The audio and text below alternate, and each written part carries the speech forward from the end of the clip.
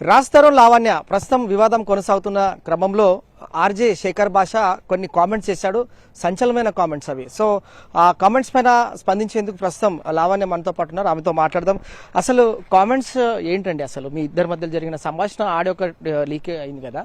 So ఇందులో శేఖర్ భాష మాట్లాడుతూ కూడా కొన్ని ఆరోపణలు చేశారు, కొన్ని కామెంట్స్ చేశారు. సో ఏంటి అసలు నార్సింగ్ పోలీసులకు మీరు నిజంగానే ఫిర్యాదు చేశారా?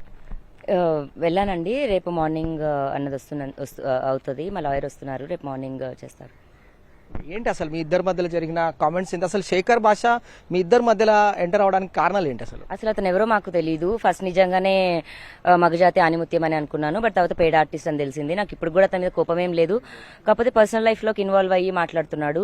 ఇంకా గొడవది అంటారా, బూతులు అంటారా, నేను మాట్లాడాను. కాకపోతే అవి ఎవరిని ఉద్దేశించినవి కాదు.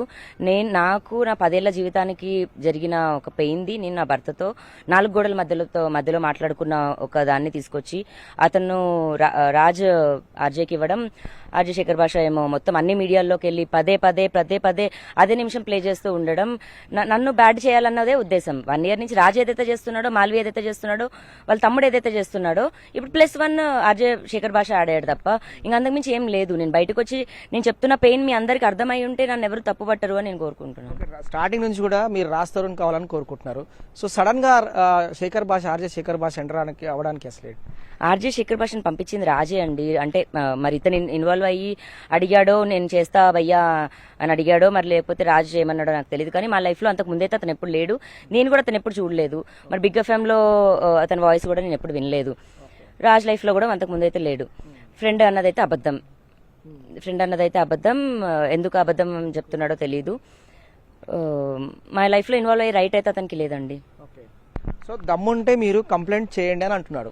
సో లావణ్య మరి కంప్లైంట్ చేస్తుందా?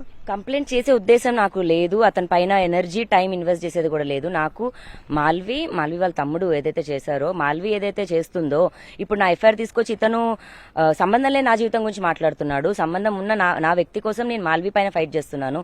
అది డైవర్ట్ చేయడానికి ఇదంతా స్క్రిప్టెడ్ వర్షన్ ఇదంతా. అండ్ అతను మాట్లాడుతున్న ప్రతి మాట ఉద్దేశపూర్వకంగా నా మీద కించపరుస్తూ మాట్లాడుతున్న మాటలు. నాకు పిల్లలు పుట్టారు అనడానికి అతను నాతో సంసారం చేయలేదు. నన్ను చెక్ చేసిన డాక్టర్ కాదు. అతనికి అర్హత కూడా లేదు. అతను మాట్లాడిన ప్రతి దానికి అతను పేబ్యాక్ అన్నదైతే ఖచ్చితంగా చేస్తాడు.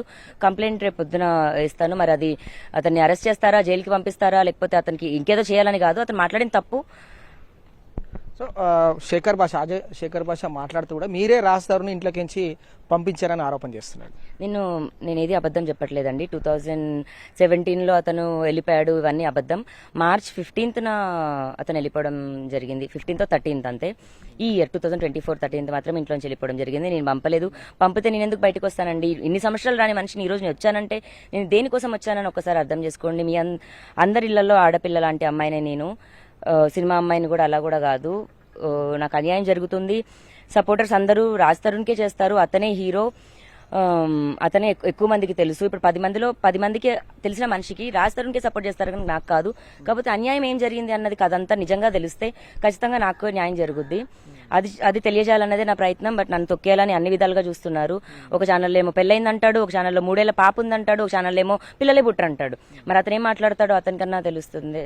సో లావణ్య డ్రగ్స్ తీసుకున్నారు, అలాగే డ్రగ్స్ విక్రయిస్తున్నారు, పెడ్లర్ గా ఉన్నారు అనేది శేఖర్ భాష కామెంట్. మోకిల వరలక్ష్మి టిఫిన్స్ కేసులో A11 అని నా పేరుందండి. నేను ఎస్ఓటి వాళ్ళని వెళ్ళి ఎందుకు నా పేరుందని చెప్పడంతో ఎందుకుందని నాకు క్లారిటీ ఇచ్చారు. దాని తర్వాత నేను మోకిల వాళ్ళు నాకు కాల్ చేశారు. నేను వెళ్ళలేదు. US వెళ్ళేసి వస్తుంటే మోకిల A11 నిందితురాలుగా ఉన్నారు, మిమ్మల్ని తీసుకెళ్లాలి స్టేషన్కి అని చెప్పడం నిజం. అదే నిజం. నన్ను అలాగే తీసుకెళ్లారు. కానీ తీసుకురావడం నార్సింగి స్టేషన్కి తీసుకొచ్చారు, రైల్వే స్టేషన్ నుంచి నన్ను తీసుకొచ్చారు. వాటికి అన్ని ఎవిడెన్సెస్ ఉన్నాయి. అవి కోర్టులో కూడా ప్రూవ్ చేసుకుంటాను. అండ్ కోర్టు నన్ను ఇంకా ముద్దాయి అని తీర్పు ఇవ్వలేనప్పుడు నన్ను అనడం కూడా తప్పు. నన్ను ఎందుకు పంపించారో కూడా నాకు తెలియదు. నేను డ్రగ్స్ అమ్మలేదు, నేను కొనలేదు. గత కొద్ది రోజులుగా లావణ్య రాస్తారని వివాదం నడుస్తోంది. మీరు 2 పర్యాలు వెళ్లారు నార్సింగ్ పోలీస్ స్టేషన్. మీ దగ్గర ఉన్న ఆధారాలు కూడా ఇచ్చారు. సో నోటీస్ కూడా సర్వ్ చేశారు. సో దర్యాప్తు ఏ విధంగా జరుగుతుంది అనుకోవచ్చు? నాకు 1 ఇయర్ నుంచి చాలా టార్చర్ ఉందండి. ఎంత టార్చర్ అంటే నన్ను వదిలించుకోవడానికి అన్ని ప్రయత్నాలు జరుగుతున్నాయి. ఆఖరికి నా క్యారెక్టర్ అంటే ఇప్పుడు నన్ను మంచిదాన్ని అని వదిలేసిందంటే ఎవరు ఊరుకోరు కదండి. ఎవరు ఊరికే ఉండరు. సో అఫ్ కోర్స్ వాళ్ళు చేయాల్సినవన్నీ చేసే వదిలేస్తున్నారు. అండ్ అది మా ఇంటి గోడల మధ్యలో ఉండేది ఇప్పుడు ప్రపంచం మొత్తానికి తెలిసేలాగా అయింది. అయినా నేను ఫైట్ చేస్తాను. అది ఎక్కడి వరకైనా సరే, వాళ్ళు ఎంతమంది పోలీసులకి నాకు యాంటీగా చెప్పనివ్వండి, ఎంతమంది జనాలకి చెప్పనివ్వండి, అతను చేసింది అయితే తప్పు, వదిలేసి వెళ్ళిపోవడం అన్నది అయితే తప్పు. వదిలేసి వెళ్ళిపోయిన దానికి నేను పోరాడుతున్నాను. అతను ఇంటికైతే రావాలి వెనక్కి, నేను లేదా నా రాజు దగ్గరికి నేనైనా వెళ్ళిపోతాను. ఆర్జే శేఖర్ భాష మీ పైన అంటే కామెంట్స్ చేయడానికి కావచ్చు, మీ ఇద్దరి మధ్య జరుగుతున్న సంభాషణ అసలు కారణాలు ఏంటి? అసలు కారణం ఏముందండి, మధ్యలో జోక్యం చేసుకొని డైవర్ట్ చేయడానికే చేస్తున్నాడు. ఇప్పుడు ఇదంతా జరగకపోతే, నేను డైవర్ట్ ఉంటే నేను వెళ్ళి నా ప్రయత్నం నేను చేసుకుంటాను, నా ఫైట్ నేను చేసుకుంటాను. కేసు పెట్టింది నేనండి. కేసు పెట్టిన వాళ్ళ పైనకి ప్రూఫ్స్ అడిగారు, ప్రూఫ్స్ చూపించాను. అటు కదా చూపించాలి, అటు కదా అండి చూపించాలి. అటువైపు వెళ్లాల్సింది మళ్ళీ నా వైపే తీసుకొస్తున్నారు. మళ్ళీ మస్తాన్ కేసు అంటాడు. ప్రాబ్లం ఏమైనా మస్తాన్ ఉంటే మస్తాన్ వచ్చి మాట్లాడతారు, మాకు ప్రాబ్లం ఉన్న వాళ్ళు వచ్చి మాట్లాడతారు. లేదా నా బాధితులు అంటున్నాడు, మనకు 3వ పెళ్లిలు అంటున్నారు, మరి ఆ ఇద్దరు మొగుళ్ళని కూడా రమ్మనండి, మాట్లాడుకుంటారు. సరే, నా ఇద్దరు మొగుళ్ళకి అర్హత ఉంటదేమో, శేఖర్ భాషకి అయితే లేదండి. అతను నా అన్న కాదు, తమ్ముడు కాదు, అక్క తమ్ముడు, ఏ రిలేషన్ అతనితో నాకు లేదు, ఫ్రెండ్ కాదు. ఎనిమిలో కూడా అతను పెట్టుకోదలుచుకోలేదు. అండ్ అతనంతా దేనికోసం చేస్తున్నాడు అనేది ఖచ్చితంగా ప్రూవ్ అవుద్ది. అండ్ ఇదే తెలుగు ప్రేక్షకులకి నేను చెప్తున్నాను, అతను ఏది మంచి ఉద్దేశంతో చేయట్లేదు. అతను ఎంతమంది అమ్మాయిల్ని ఏం చేస్తున్నాడు అన్నది కూడా తెలుస్తున్నాయి. సూసైడ్ చేసుకొని చచ్చిపోతున్నారు అమ్మాయిలు. ఇంకా అతను పెట్టే టార్చర్ భరించలేక అమ్మాయిలు చచ్చిపోవాలన్నమాట, అలాంటి టార్చర్ అతను చేస్తున్నాడు. అండ్ ఇప్పుడు బిగ్ బాస్ లోకి వెళ్ళడానికి మాత్రమే తను చేస్తున్నాడు ఇదన్నది ఖచ్చితంగా తెలుస్తుంది. వెళ్ళమనండి, అతనికి టాలెంట్ ఉంటే ఖచ్చితంగా బిగ్ బాస్ లోకి అవకాశం అనేది వస్తుంది. కానీ ఒక ఆడపిల్ల జీవితాన్ని నాశనం చేసి, ఒక ఆడపిల్ల ఏడుపు ఉసురు కొట్టుకొని బిగ్ బాస్ కాదు, ఎక్కడికి కూడా వెళ్ళలేడండి.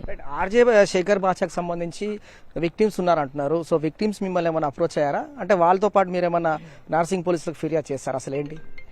అతని గురించి తెలిసిన తర్వాత నాకు కాల్ చేస్తున్నారండి. నా నంబర్ కూడా మొత్తం టెలికాస్ట్ చేస్తున్నారు కదా. కాల్ చేసి, అక్క తను ఏదైతే ఇన్వాల్వ్ అయ్యి చేస్తున్నాడో అది మా అందరి లైఫ్లో ఆల్రెడీ చేశాడు. అండ్ పెళ్ళైన అమ్మాయిలందరినీ టార్గెట్ చేసి చేయడమే అతని మెయిన్ జాబ్. కాకపోతే ఈ మీది అన్నది మీడియాలో ఫస్ట్ టైం అన్నది వచ్చింది. పెళ్ళైన వాళ్ళని తీసుకోవడం, వాళ్ళని బ్లాక్మెయిల్ చేయడం, ఇంకా తర్వాత అమ్మాయి వాళ్ళ ఫ్యామిలీస్కి చెప్పడం. సో ఇప్పుడు వచ్చిన అమ్మాయి విక్టిమ్ వాళ్ళ మదర్కి కూడా హార్ట్ అటాక్ వచ్చిందంట. సెకండ్ హార్ట్ అటాక్ వస్తుందేమో, నేను లూజ్ మై మదర్ అని అమ్మాయి కూడా భయపడుతుంది. అండ్ ఒక అమ్మాయి సూసైడ్ చేసుకొని చనిపోయింది, దీపారెడ్డి జడ్చర్ల నుంచి వస్తున్నారండి. వాళ్ళ బ్రదర్ కూడా ఆర్జే శేఖర్ భాష లేకపోయినంటే ఈరోజు మా అక్క బతుకుండేది అని మాట్లాడుతున్నారు. మరి నిజంగా జరిగినవి మరి అవి ఎందుకు ఈ రోజున మాట్లాడట్లేదు? అండ్ అవి 10 సంవత్సరాల నుంచి జరుగుతూనే ఉన్నాయి. మీరు ఇప్పుడు చేస్తున్న కామెంట్స్ విషయంలో విక్టిమ్స్ చాలా మంది ఉన్నారు కదా, వారు ఎందుకు మరి పోలీసులను ఆశ్రయించలేకపోయారు అనుకోవచ్చు? మరి ఇవన్నీ అమ్మాయిలు మాక్సిమం రారండి బయటికి. వస్తే ఏమవుతుంది అన్నది నా విషయంలోనే తెలుస్తుంది. అలాంటిది రాజ్ యాక్టర్, ఒకప్పుడు నార్మల్ అయితే ఉండొచ్చు, బట్ ఇప్పుడు ఒక యాక్టర్కి నేను ఇప్పుడు అగేన్స్ట్ గా రావట్లేదు, బట్ ఫైటింగ్ అయితే అలాగే జరుగుతుంది కాబట్టి నాకే ఎన్ని పడతాయి ఇలా. అండ్ ప్రతి అమ్మాయికి అది కామన్ కాబట్టి మాక్సిమం రారండి. మీలాంటి వాళ్ళు ఇంకా సపోర్ట్ ఇచ్చిస్తే నలుగురు రావాలి, కానీ ఇంకా తొక్కేస్తారు అన్న దగ్గర అయితే ఇంకెవరు వస్తారండి? రాజ్ తరుణ్ చాలా అమాయకుడు, చాలా మంచివాడు, మీరే కావాలని అతన్ని ఇంట్లో నుంచి గెంటేశారనేది ఆర్జే శేఖర్ భాష కామెంట్. మరి అది 10 ఏళ్ళు పడుతుందండి రాజస్థాన్ని గెంటేయడానికి. మరి మేము ఇల్లు తీసుకొని మరి అప్పుడు మేము షిఫ్ట్ అయ్యి ఇప్పుడు 3.5-4 years అవుతుంది. మరి 4 years పడుతుందా నేను గెంటేయడానికి? 3 months ఎందుకు?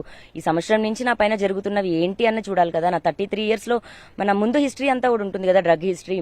పోనీ ఈ అమ్మాయి మాతో డ్రగ్ చేసింది అని ఒక్కరిని చెప్పమానండి, ఈ అమ్మాయి మాతో డ్రగ్స్ కొనింది, పోనీ మాకు అమ్మింది అని ఎవరైనా చెప్పమానండి. శేఖర్ భాష ఎవరు? పోనీ నేను అమ్మాను అంటే శేఖర్ భాషకి అమ్మానండి, నేను కొన్నాను అంటే శేఖర్ భాష మా డీలర్, శేఖర్ భాషతోనే నేను చేశాను మొత్తం. శేఖర్ భాష నా ఎవరైతే అంటున్నారో వాళ్ళతోనే. లేదు అని నిరూపించిన కోర్టు అని నిరూపించిన రోజు మరి వచ్చి చెప్పదబ్బా తినమనండి. చివరిసారి చెప్పండి, ఇటీవలే అంటే ఈ మధ్య కాలం కావచ్చు, అంటే ఈ రోజు కూడా ఇటు మాల్వి మల్హోత్రా అలాగే రాజ్ తరుణ్కి సంబంధించిన ఒక వీడియో బయటకు వచ్చింది. సో ఇద్దరు మాట్లాడుతున్నాగా, అలాగే దానికి సంబంధించి ఇప్పుడు వాళ్ళిద్దరూ డే 1 మాకేమీ లేదు అన్నారండి. ఇప్పుడు ఉంది అన్న రోజున మనం ఇంత చేయాల్సిన అవసరం లేదు. నన్ను ఎందుకు థ్రెట్ చేసింది, కారణం ఏంటి అన్న దానికి వాళ్ళ రిలేషన్ది ప్రూవ్ చేయాలన్నదే నా పాయింట్. అది నేను ప్రూవ్ చేశాను, ఎవిడెన్సెస్ అన్నారు, తీసుకొచ్చాను. ఫోన్ ఆడియో కాల్ నుంచి, టెక్స్ట్ మెసేజ్ నుంచి, ఇన్స్టాగ్రామ్ టెక్స్ట్ మెసేజ్ అండ్ వాళ్ళ ట్రాన్సాక్షన్ హిస్టరీస్, స్విగ్గీ ఫుడ్ దగ్గర నుంచి అన్ని విధాలుగా అన్ని పెట్టాను. ఒక్క 1% కూడా అక్కడికి వెళ్ళలేదు. వాళ్ళది ఏముంది అన్నది ఇంకా మీకే తెలుస్తుంది. సరే ఉంటే ఉండనివ్వండి అఫేర్, బట్ నన్ను వదిలేయొద్దు.